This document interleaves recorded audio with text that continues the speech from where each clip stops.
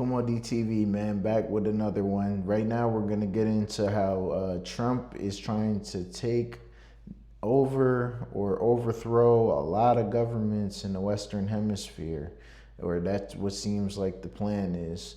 And also, I've seen news reporting that I can't find any video for, that the CIA is the ones who had intelligence that the opposition leadership would not be sufficient enough to run the Venezuelan government, and they believe that the Maduro loyalists are who should take over the regime or continue to run the regime, not even take over.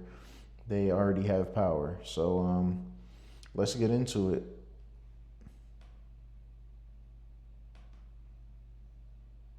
For this administration with the president. And Venezuela could be just the beginning for this administration, with the president floating plans to take action in Cuba, Colombia, and Mexico. And the State Department putting it very bluntly on a post to social media, sharing this image, reading, "This is our hemisphere." News Nation's Robert Sherman is following it all live in Puerto Rico with the very latest, Robert. Well, hey there, Nicole. And you even heard Senator Thune mentioning it a brief moment ago, in which he discussed how the United States has really changed this posture here in the hemisphere, that they won't be tolerating any actions that create instability. And they also want to focus more heavily on the Western Hemisphere as opposed to putting resources into Europe. They need to be focusing on Mexico and Canada, our borders, not all of these other places. Oh, man. Huge military presence here. It's not opposed to putting resources into Europe. They want Europe to take care of its own backyard. That's why you have this huge military presence here. It's not just Venezuela, but it is also about ensuring strength and stability here in the region at large, according to the administration. But who else is on the president's radar? What other places are they looking at? Well, here's what the president said explicitly. Cuba always survived because of Venezuela. Now they won't have that money coming in. Colombia is very sick too, run by a sick man who likes making cocaine and selling it to the United States, and he's not going to be doing it very long, let me tell you. And by the way, you have to do something with Mexico. Whoa. Now the Colombian president makes coke too, bro. Like, before, everything was fine until he started heavily criticizing Trump and Israel. Before he was condemning Israel, everything was fine. We didn't hear anything about this dude. Didn't hear anything about coke production that he was involved in. Now all of a sudden he's involved in cocaine production and trafficking. Okay. I don't know why Facebook does this. And Chinese ships are making cocaine and selling it to the United States, and he's not going to be doing it very long, let me tell you. And by the way, you have to do something with Mexico. Mexico has to get their act together. Greenland is covered with Russian and Chinese ships all over the place. We need Greenland from the standpoint of national security.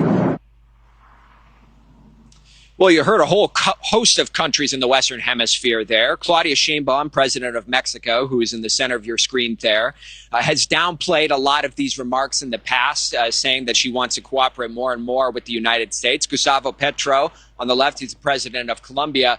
He has had some fiery rhetoric for President Trump in days, most recently saying, "Come and get me." And then on the far right, you have Mette Frederiksen, who is the Danish prime minister, which oversees Greenland. She has said explicitly that any U.S. actions to take Greenland would be the end of NATO. So there's certainly a lot of eyeballs on this new positioning that the United States is taking in the Western Hemisphere, but the White House is standing by it for the sake of national security. Yeah, that's the thing, though. Trump doesn't like NATO, so I don't think he's really worried about that. That might benefit him or us in that way. That would be like the perfect opportunity to get out of NATO, if there ever was one, or if that was the goal.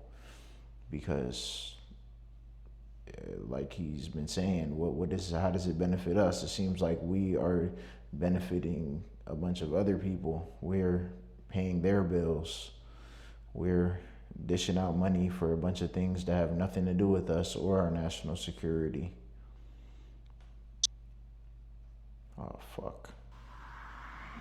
On this new positioning that the United States is taking in the Western Hemisphere, but the White House is standing by it for the sake of national security.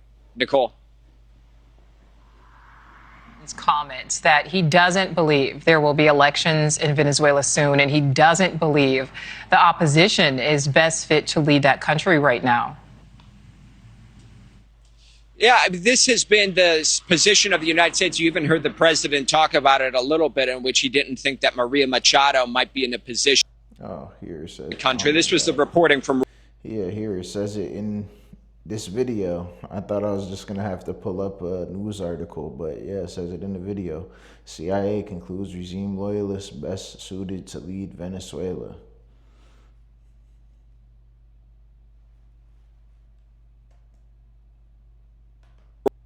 That headline, CIA concludes regime loyalists best suited to lead Venezuela after Maduro. The opposition in Venezuela does have a large support of the people. But on the one hand, the opposition, such as Edmundo Gonzalez, who you see on the right, Maria Machado on the left there, the opposition leaders are not in the country right now. And still, it's important to remember, in dynamics like this, Venezuela, which is an unstable country, it is the military that really has all of the power in Venezuela. And the military is not with the opposition. They're certainly with the regime at this juncture. And you can't really say they're unstable if we're the ones trying to destabilize them. If they had a dictator ruling them for over 20 years, that's not really like unstable when we're talking about regime. Maybe, yeah, they're poor, maybe they're abusing their power, maybe they're extorting the people, maybe they're selling drugs, whatever the case may be, but their regime is stable. They're talking about the stability of the government, and the government was stable. There was no cracks in the government at all. We cracked the government. We made instability. And I mean, did we even really? Because they still, his loyalists still run the government, and our CIA is saying that's the best people to take over. So it looks like it's not really too unstable. The White House's position working at this juncture.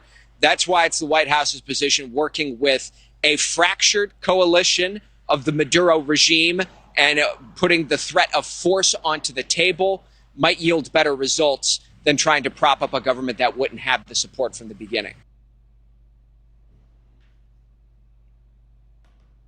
Wow. Let's see more about Greenland.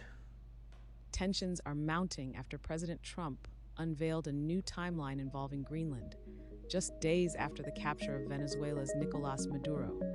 During his flight back to Washington, Trump hinted at Greenland's importance to U.S. security, stating, "It means we're in charge." The controversial remarks followed Trump's comments on Venezuela.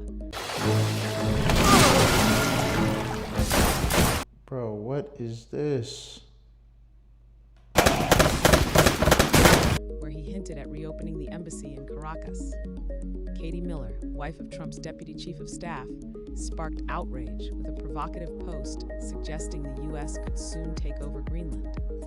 Denmark's ambassador to the U.S. responded, reminding all parties of strong defense ties and NATO membership.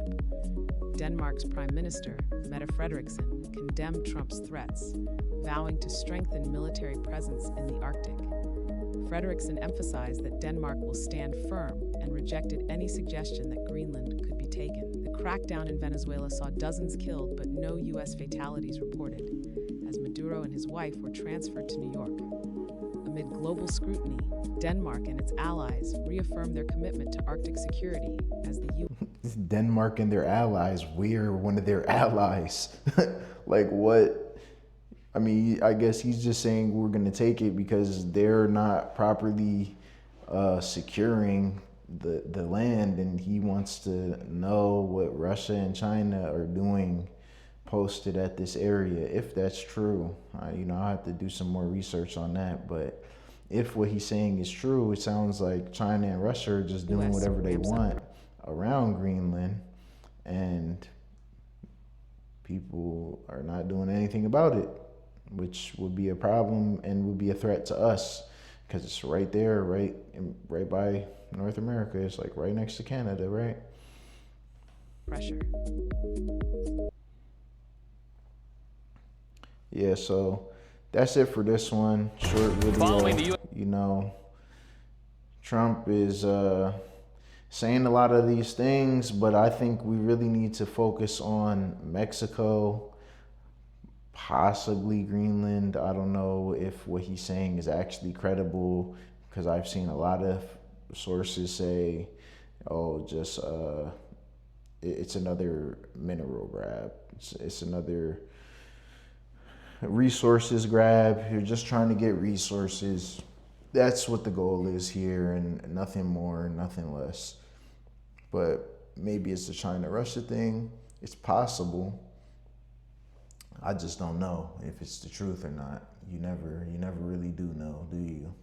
But that's it for this one. Kumo DTV everywhere. KumoCast on YouTube. Go follow, like, comment, subscribe, share the video. I'm out of here.